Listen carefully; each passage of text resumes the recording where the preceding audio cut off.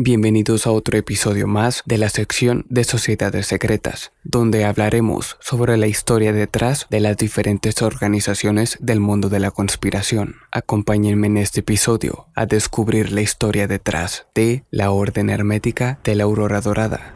Están escuchando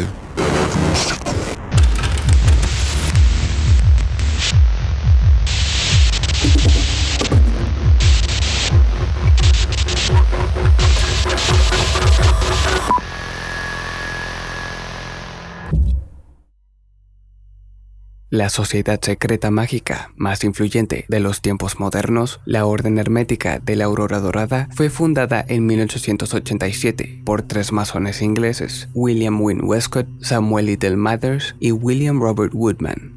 Según la historia de su origen, Westcott había encontrado un manuscrito cifrado en una librería de Londres que contenía los rituales de una sociedad secreta mágica, junto con una dirección de contacto de un adepto alemán de la sociedad. Así que se puso en contacto con el adepto y recibió la constitución de la Orden Hermética de la Aurora Dorada.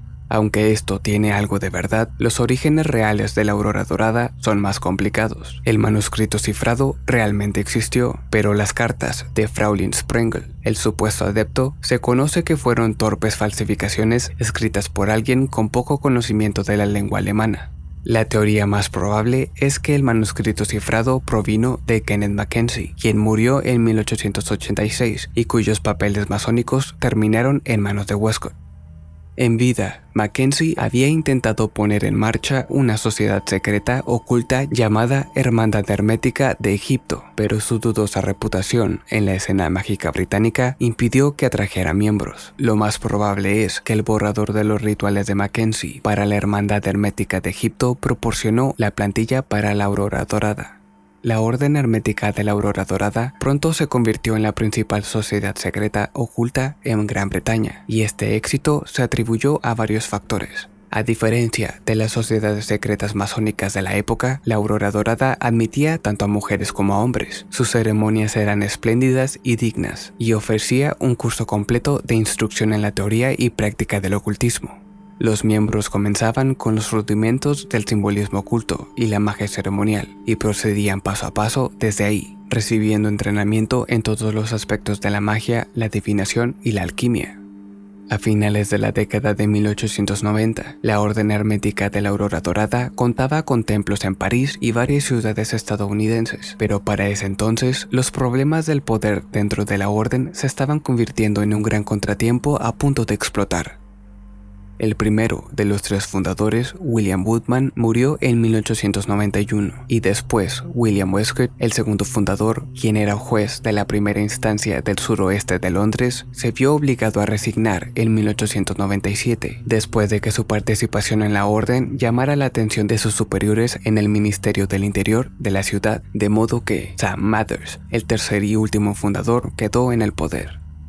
Mathers, en ese entonces un mago reconocido con pocas habilidades organizativas y un temperamento autocrático, exigió en 1899 que todos los miembros de la Segunda Orden, el círculo interno de la Aurora Dorada, firmaran un compromiso de lealtad hacia él. El resultado, una rebelión abierta que hizo a Mathers deponer. Cuando el ajetreo se asentó en 1903, la Aurora Dorada se había dividido en tres órdenes: la Estela Matutina, encabezada por Robert W. Falcon, la Santa Orden de la Aurora Dorada, encabezada por Arthur Edward White, y Alpha et Omega, un grupo de leales encabezados por Mathers. Y así, la primera y última de estas órdenes continuaron enseñando el sistema original de la Aurora Dorada, mientras que la Santa Orden reemplazó la magia con el misticismo cristiano.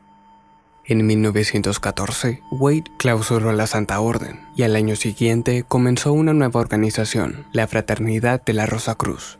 El Alpha et Omega sobrevivió la muerte de Mathers en 1918 a manos de Moina, la viuda de Mathers, quien tomó el papel de emperatriz, pero la orden desapareció 10 años después de su muerte. La estela matutina tuvo problemas después de que Felkin se mudara a Nueva Zelanda en 1916 y después de que la directora de su templo en Londres, Christina Stoddart, se convirtiera al cristianismo fundamentalista. La mayoría de sus templos desaparecieron antes de la Segunda Guerra Mundial, aunque el templo de Hermes en Bristol cerró en 1960 y Smaragdum Thalases en Havelock North, Nueva Zelanda, permaneció activo hasta 1978. Pero esto no fue el fin de la orden, ya que la publicación de material de la Aurora Dorada comenzó en 1909, cuando Aleister Crowley, miembro desde 1898 y leal a Mathers hasta 1904, imprimió varios rituales en su revista The Equinox. Aunado a esto, la mayoría de los documentos de la orden se imprimieron a partir de 1937, cuando Israel Regardie, miembro de la Estela Matutina de 1933 a 1934, publicó el primer volumen de su gran colección, La Aurora Dorada. Y también en los años 70,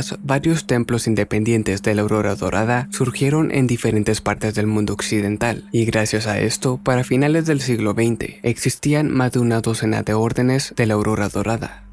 Pero la herencia de la orden no solo se vio presente en estas nuevas órdenes emergentes, sino también se abrió camino entre los diferentes círculos preexistentes de las sociedades secretas ocultas. Varias órdenes de druidas a principios del siglo XX acogieron a miembros que abandonaron la Aurora Dorada e incorporaron prácticas y rituales de la orden en su propio trabajo. Crowley utilizó grandes elementos de la teoría y la práctica de la aurora en sus propias sociedades secretas, el Ordo Templi Orientis y Astrum Argentum. El ocultista estadounidense Paul Foster Case, coautor de la obra clásica de ocultismo de Kybalion y fundador de los constructores de Latitum, de manera similar extrajo mucho de las fuentes de la Aurora Dorada para su propio sistema. Aún más influyente fue la ocultista inglesa Dion Fortune, mejor conocida como Violet Firth, miembro de Alpha et Omega, que luego fundó su propia orden mágica, la Fraternidad de la Luz Interior. Fortune combinó el material de la Aurora Dorada con la teosofía para crear un sistema mágico distintivo. Varios de sus estudiantes, incluidos Garrett Knight y W. E. Butler, se convirtieron en ocultistas influyentes por derecho propio, y, a través de ellos, el sistema de Fortune se convirtió en el centro de más de una docena de sociedades secretas mágicas a finales del siglo XX.